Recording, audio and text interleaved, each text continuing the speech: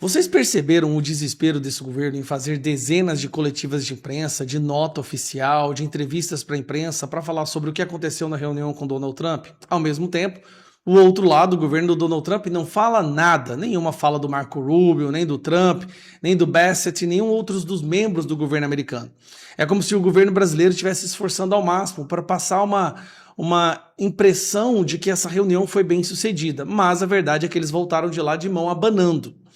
Lula, por outro lado, né, tá aqui, ó, gritando aos quatro cantos o quanto ele é um presidente bem sucedido, um exímio articulador.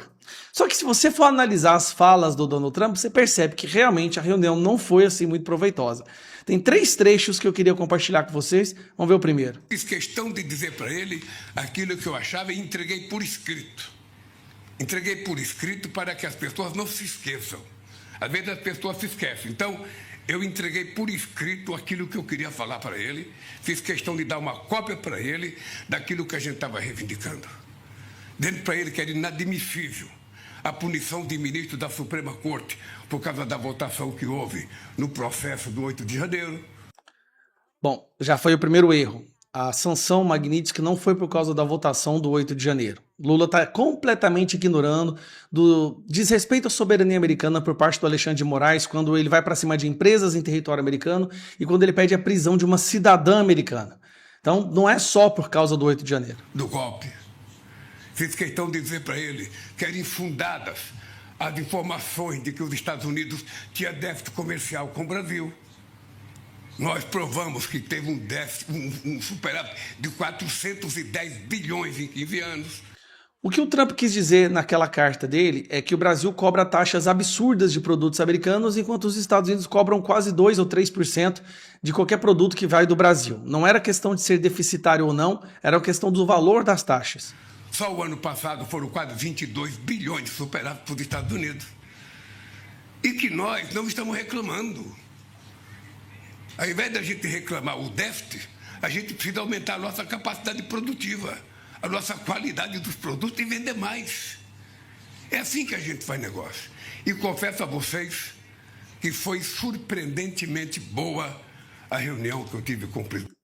Mas não apresentou nenhum resultado. Vamos para o próximo vídeo. A segunda inverdade que ele citou na carta dele, sabe, foi a questão do julgamento do Bolsonaro.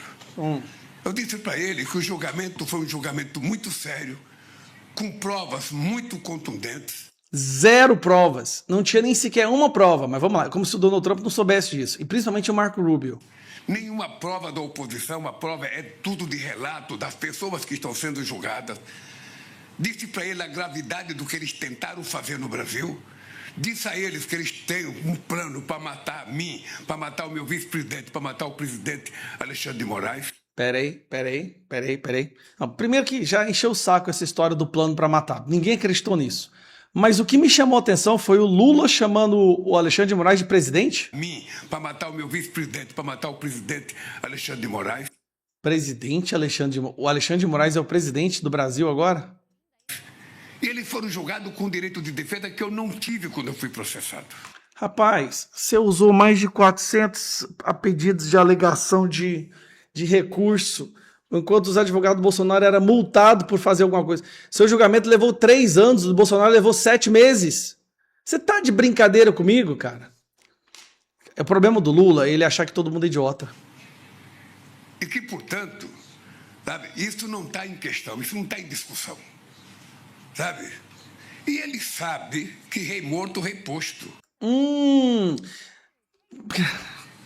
Ele sabe. O Bolsonaro faz parte do passado da política brasileira. E eu ainda disse para ele, com 3 reuniões que você fizer comigo, você vai perceber, sabe, que o Bolsonaro era nada praticamente. Peraí, então por que você está fazendo todo um teatro com a justiça brasileira e o STF para manter o Bolsonaro preso se o Bolsonaro não é nada? Pesquisas mostram que o Bolsonaro ganharia de você nas eleições, mas ele não é nada? Milhões de pessoas vão para as ruas até hoje em defesa dele, mas ele não é nada? Rei morto é rei posto, já está querendo matar o Bolsonaro? É sério, Lula? Você estava na cadeia por crimes que você cometeu. E olha onde você está agora por ter amigos no STF.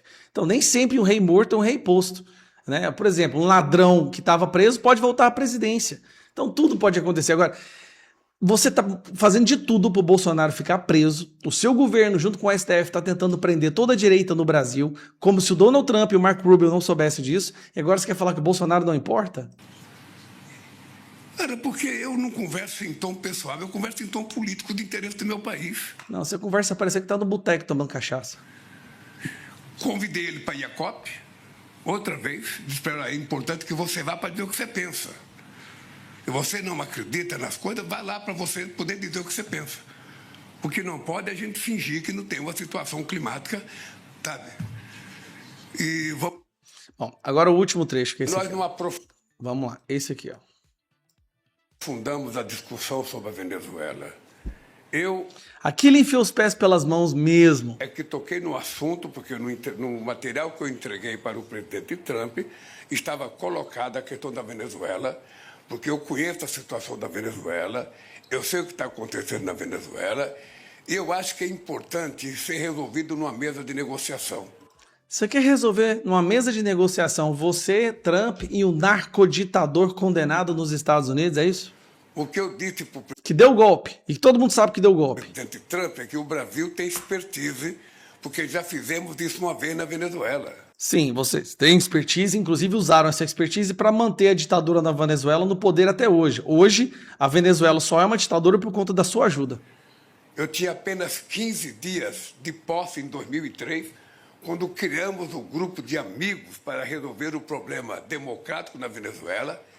Que problema? Qual o problema democrático? O problema é que não tem democracia na Venezuela? E escolhemos para participar do grupo de amigos o Colin Powell, que era secretário de Estado dos Estados Unidos, e colocamos a Espanha, que era o primeiro país a ter reconhecido o golpista que tomou posse no lugar do Chávez. Eu lembro como hoje o Fidel Castro ficou dizendo, não, mas você está entregando a Venezuela para o imperialismo. Eu falei, meu amigo, é o seguinte, eu estou fazendo uma negociação, eu estou criando um grupo de amigos da democracia da Venezuela, não é um grupo de amigos do Chávez.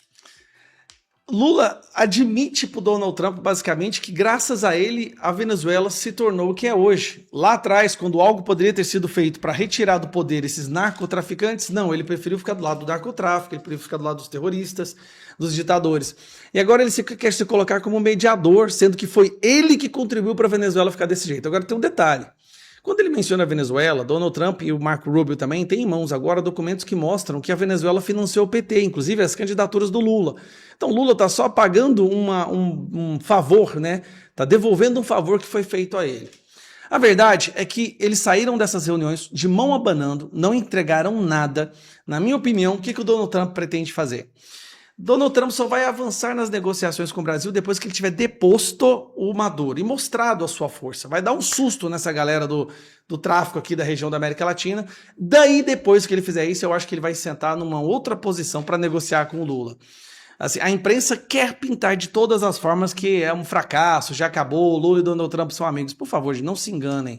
Tem 3 patetas da América Latina, Gustavo Petro, Maduro e esse ladrão aqui, que só voltou à presidência por causa dos amigos dele no STF. Não pensem vocês que os Estados Unidos, com o poder de inteligência que eles têm, vão ser enganados por um cachaceiro igual esse, né? Então vamos com calma, tem muita coisa que vai vir por aí.